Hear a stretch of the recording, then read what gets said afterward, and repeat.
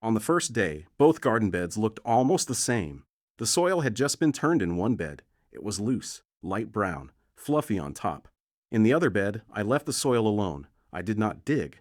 I did not mix. I simply walked away. 30 days later, the difference was easy to see. The turned soil looked dry on the surface. A thin crust had formed. Some plants looked slightly tired in the afternoon heat. The untouched soil looked darker. It felt cooler when I pressed my hand gently on top. The surface looked settled, calm. A few small worms were visible near the mulch line. This was not the first time I noticed this pattern. Over several seasons, I kept seeing something similar. Each time I disturbed the soil less, the surface seemed steadier. If your garden does not look perfect right now, you are not doing anything wrong. But after 30 days without turning the soil, one quiet change stood out to me. The soil surface looked healthier. Not dramatic, not magical, just healthier. Before explaining why this worked, it helps to understand where the advice to turn soil came from. For many years, gardeners were taught to turn the soil every season. It was common advice. The idea made sense at the time. Turning the soil loosens it. It mixes in compost, it buries weeds, it makes the ground look neat and ready. On large farms, this practice helped prepare wide fields quickly. Heavy tools were used, crops were planted in rows, the soil was managed like a working surface. Home gardens are smaller, gentler, often closer to the house. Many of us learned from parents or neighbors who followed older farming habits. They meant well. They shared what worked for them. Turning soil can feel productive. You see movement. You see change right away. It looks clean, but small home gardens do not always need the same level of disturbance, especially when plants are grown close together, especially when compost and mulch are already added gently on top. It is not about blaming past advice. It is about noticing what works now, in smaller spaces with slower hands. To understand why stopping made a difference, we need to look below the surface. Soil is not just dirt. It is alive. Underneath the top layer, there are tiny living organisms, bacteria, fungi, microbes. There are also worms moving quietly through narrow tunnels. These tunnels help air and water travel down to plant roots. When soil is left alone, these living systems begin to settle into balance. Fungi form thin threads that connect plant roots. These threads help move nutrients from one place to another. Worms pull small bits of organic matter down into the soil. Their movement keeps the ground soft from within. When we turn soil often, we break those networks. The tunnels collapse. The fine threads tear. The surface is exposed to air and sun all at once. This does not mean turning soil is harmful every time, but frequent disturbance can interrupt natural structure. When the soil rests, moisture stays more even. The surface does not dry as quickly. The ground holds together in small crumbs rather than loose dust. Less disturbance often allows more natural balance. That is the quiet shift. By the end of the first week, nothing looked very different. The untouched bed did not look better. It simply looked the same. Some gardeners might stop there and assume nothing changed. By the second week, I noticed the color of the soil deepening slightly. The surface stayed moist a little longer after watering. Fewer tiny weed seedlings appeared. It was not dramatic. I had to look closely. By the fourth week, the difference was clearer. After a warm afternoon, the turned bed felt warm and dry on top. The untouched bed felt cooler. The plants in that bed held their shape longer into the day. Watering also felt easier. The water soaked in steadily instead of running off quickly. These changes did not happen overnight. They followed a quiet pattern. Slow shifts, small improvements, the kind you only notice if you pause and observe. Many gardeners turn soil out of habit. It feels like part of the routine, but turning soil too often, especially in warm weather, can dry it out faster. When soil is broken into fine particles, sunlight reaches more surface area.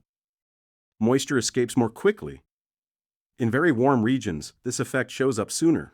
The top layer can crust over after watering. Then water may sit on top instead of sinking in. If you have been turning your soil for years, that is okay. Most of us were taught that way. It does not mean you harmed your garden. It simply means there may be another option that requires less effort. The goal is not to stop all digging forever. The goal is to reduce disturbance when it is not needed. Climate matters here. In colder regions, soil can stay wet and heavy in early spring. Turning soil too early, when it is still saturated, can compress it. It may form clumps that dry hard. In these areas, waiting until the soil naturally warms and drains can make a difference. In warmer regions, the benefit of leaving soil undisturbed often shows up faster. Moisture retention becomes more noticeable. Shade from mulch and plant leaves helps protect the surface. Soil type also plays a role. Heavy clay soil benefits from worm tunnels and natural channels. Disturbing it repeatedly can break these channels.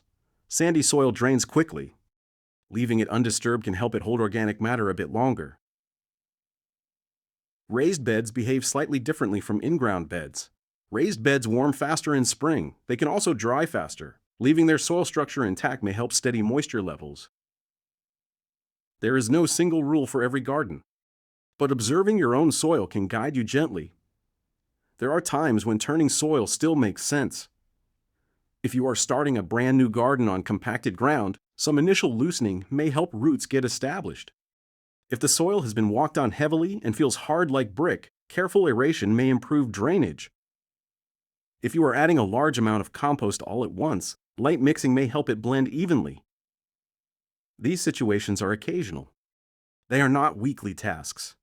The key is balance, not extremes. If your garden feels slow right now, that is normal. When we stop disturbing soil, the surface can look a little messy at first. Bits of mulch stay visible. Worm castings appear in small piles. The ground may not look freshly turned and tidy. It can feel inactive, like nothing is happening. But much of the improvement happens below the surface before it shows above. Roots adjust quietly. Microbes rebuild networks. Moisture levels even out. Plants may not grow faster right away.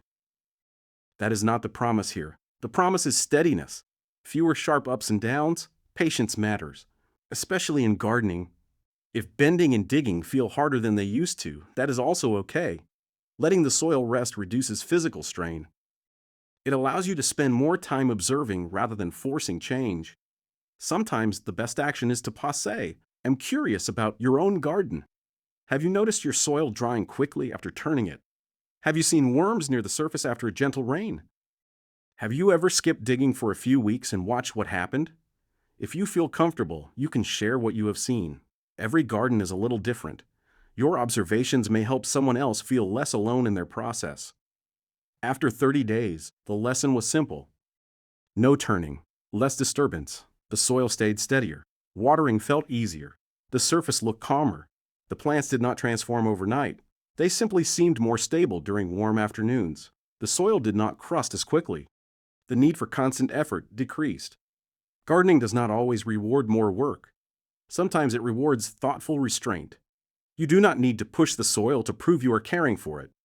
You do not need to dig deeply every season to show dedication. Often, the living systems below the surface already know what to do. When we disturb less, we allow those systems to settle. When they settle, moisture stays longer. Roots explore gently. Balance returns slowly. If your body prefers lighter tasks now, this approach can support that. Fewer heavy turns, more quiet observation, less bending, more noticing. Gardening can be gentle. After watching this pattern repeat over time, the message became clear. Do less, let the soil do more. And very often, you will find that when you do less, you get more.